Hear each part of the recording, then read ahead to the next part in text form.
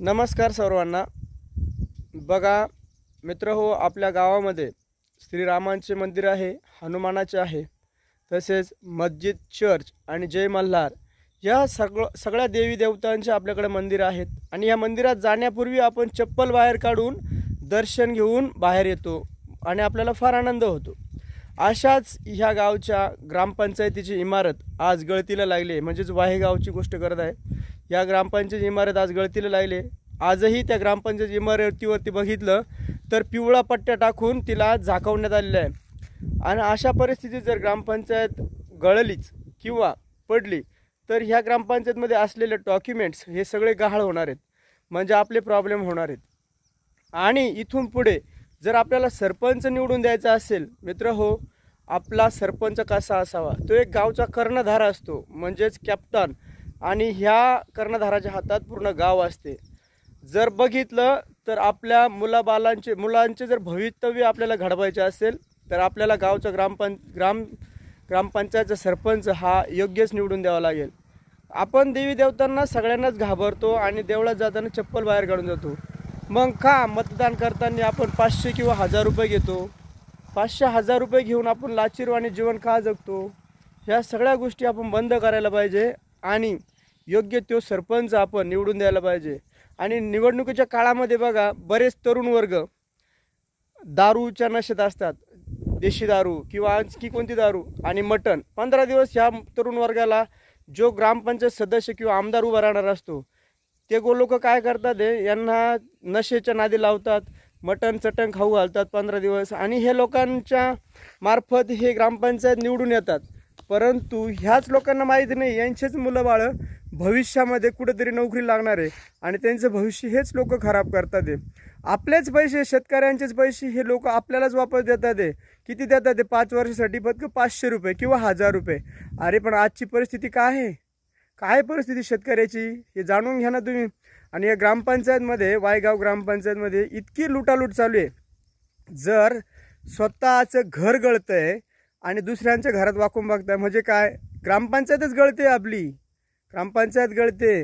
आज सर्वसाधारण लोकांना बाजारला पैसे नाहीत किंवा त्यांच्याकडे मोबाईलला बॅलन्सला पैसे नाहीत, आणि अशा परिस्थितीत ग्रामपंचायतच्या सदस्य किंवा ग्रामपंचायत सरपंच, रोजगार सेवक यांच्याकडे लाखाच्या 4 व्हीलर आहेत। कुठून आल्या याची चौकशी कोणी केली का? कोणीच नाही केली का? कारण तुम्ही सर्व घाबरता। घाबरून चालणार नाही, कारण ह्या गोष्टीची चौकशी होणं फार गरजेचं आहे। आज जर तुम्ही बघितलं, वायगाव ते घोरगावमधला हा रस्ता चिचीच्या मळ्यापासून तर 26 नंबर चारीपर्यंत, म्हणजे पगाराच्या घरापर्यंत जो रस्ता झाला आहे, तो रस्ता आत्ता सध्या जाण्या येण्याच्या लायकीचा पण नाही। तुम्ही येऊन बघा, तुम्हाला अक्षरशः परिस्थिती समजेल। म्हणून तर मी तळतळतोय, कारण ह्या गावासाठी, या गावामधील लोकांसाठी। या गावातील लोक खूप हुशार आहेत, खूप टॅलेंटेड आहेत, खूप मोठे झालीत, खूप पुढे गेलीत। परंतु जर आपल्या गावची ग्रामपंचायतच गळती आहे तर मग कारभार कसा भोंगळा नसणार आहे? कारभार पण भोंगळाचे।